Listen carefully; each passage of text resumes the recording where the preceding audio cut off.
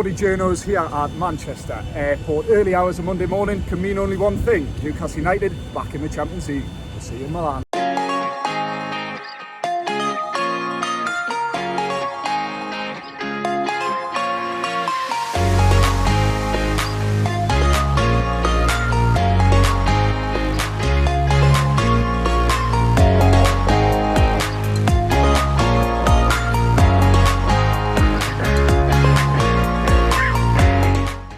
Just like that, here we are, heart of Milan, Piazza del Duomo. And lads, how was the journey and how are you feeling now you're here in Italy? I'm really excited. Lovely little landmark behind it. Good pronunciation of it there, Dom. That's right. But no, it's we obviously had a walk through the city before we got here. Beautiful city. Looking forward to tonight, the journey here. It was alright, wasn't it? It was a late one down last night from Manchester. Stayed in the Travelodge in Altrincham. Taxi to the hotel, and then the flight went relatively smoothly, didn't it, lads? Yeah, it did. And you guys wanted a little bit of this. You said you wanted to sort of us to be your eyes on the ground and see little parts of the city. So I'm sure during this little chat that we're having now, we'll cut in little shots of the piazza where we are here today. It's a beautiful, beautiful city. And we're looking at something beautiful from Newcastle United. Speaking to Eddie Howe and Sandro Tonali later on this afternoon at the San Siro, lads. Yeah, looking forward to that. So a historic, iconic football ground. Might be crumbling at the edges these days, but still my first visit there, and I'm really, really looking forward to it. Obviously iconic from the likes of Italia 90, a little bit before these lads' time. It's even a touch before my time, but I'm really looking forward to that. As pigeons, literally. I was going to say, I need to explain my facial expressions here. We're literally dodging pigeons as we're talking. Pigeons flying. There are thousands of pigeons. Yeah. That's my first impression. Beautiful, but full of pigeons. Little train journey as well, so we got to come from Malpensa into the centre of Milan. Took about half an hour for anybody making that journey. Just first impressions are a really, really nice city, and can't wait to see what Eddie Howe and Sandro Tonali have got in store for us here. We've already spotted a few Newcastle United shirts in and around this piazza, in the airport, on the flight, and also we've already spotted a few AC Milan Sandro Tonali shirts at the train station as well, which made for interesting viewing. Obviously people might have got their numbers a little bit early this year, or maybe last year's shirt. But yeah, really looking forward to it, lads, and we can't wait to add to this content, and I'm sure as we click our fingers, the next time you see her, we'll be at the San Siro.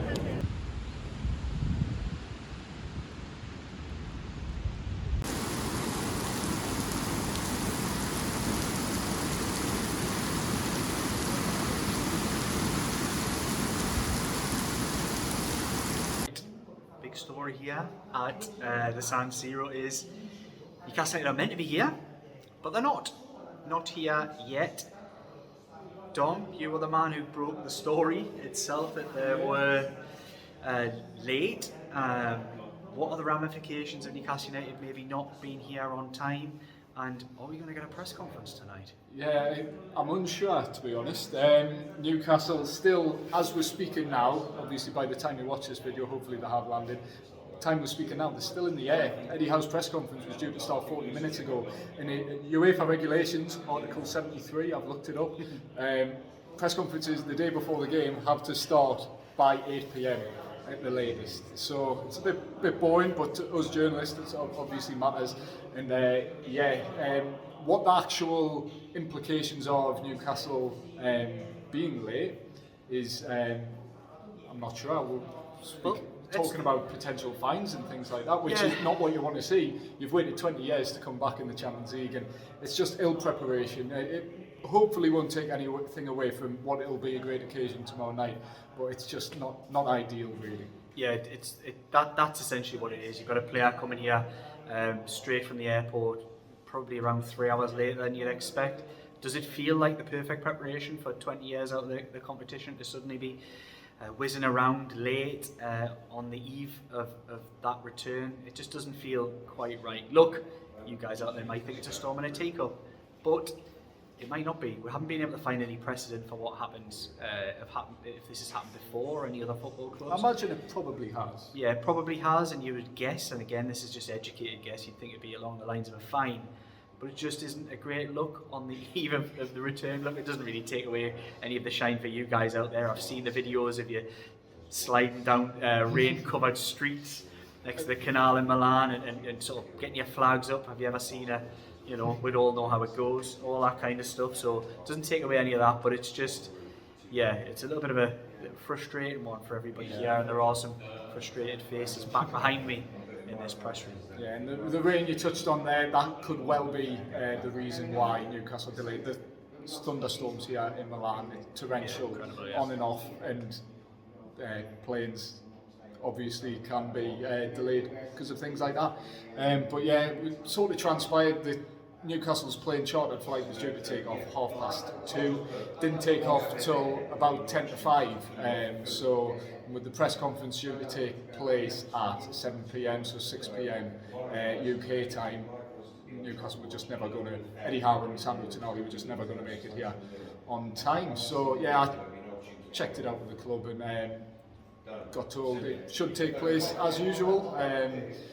Not anticipating any major delays, but here we stand almost an hour later, and I'm still waiting for Eddie Howe, but hopefully we'll get to speak to him later tonight. So when you next see him on this video, fingers crossed, it'll be with some Eddie Howe and Sandro Tonali reaction. So come on lads, get yourselves here. We managed, so you can too. So there we have it. Eddie Howe finally arrived and finally spoke to the media about, was it 2.5 hours later than scheduled? Yeah, Jordan, what did he have to say really? What did he have to say? Not a lot. He apologised. He apologised for being late. So. Yeah, so he did talk through the situation about what actually happened, weather issues around Milan. We all seen the storm, so I suppose we can't give him and the team the benefit of the doubt. But the good thing is that he did arrive in the end, and he did preview the AC Milan game. Obviously, Sandro Tonali's return here, dominating sort of the pre-match headlines. He also spoke after as well in the same press conference. Sandro Tonali. So I think it was a lot of colour around what it means to be back in the Champions League in Tonali's return. But I think aside from that, I think it's just all eyes onto tomorrow now. Yeah, I think Eddie Howe, like all of us, was quite tired after a long day. Yeah, there's been Johnny doing crack badge stuff here trying to get this video. Honestly. We've been recording this video since what time this morning? About 5 o'clock. Around 5 a.m. this morning or something like that. So yeah, we're all a bit tired. We're all ready for a beer down at the canal with everybody else who might well be watching this tonight. And I've had enough. Me and Jordan were fighting. Dom's the man in the middle here, trying to keep us apart. We just need to get this video done, and we're dying for tomorrow. Like, I really can't wait for the match tomorrow. I genuinely, in a lot of ways, don't think Newcastle got much to lose, but if they've got any real ambitions on getting out of this group and doing, as Eddie Howe said in his press conference, making putting a decent account of themselves out there in this competition, then they probably have to come away from the San Siro with something. Yeah, just very quickly, stood outside the San Siro, lads. Just what are your first impressions of the ground? First visit here. A lot of Newcastle fans may have been here before, but what do you think of it? Because it's impressive. For me, you can tell it's an aging, crumbling infrastructure. Inside, tab ends, dust. It's not the best of places. And yeah, it is a relic, but an iconic football stadium all the same, with so many memories, and a real beast of a stadium when you stand in the dark here, right underneath it. In its bowels, it is quite an incredible, imposing, like I say, beast of a stadium. Really, really, quite, yeah. It affects you. It affects you. You can feel that there's a lot of energy and history here, and yeah, just a beautiful place to perform and play football, I would imagine, for the players tomorrow. We'll be back here tomorrow night. So hope you've enjoyed this video. Obviously, like, share, subscribe. Ring the bell, everything Liam usually says. So yeah, we'll catch you tomorrow night as Newcastle take on AC Milan, the Champions League group stage opener.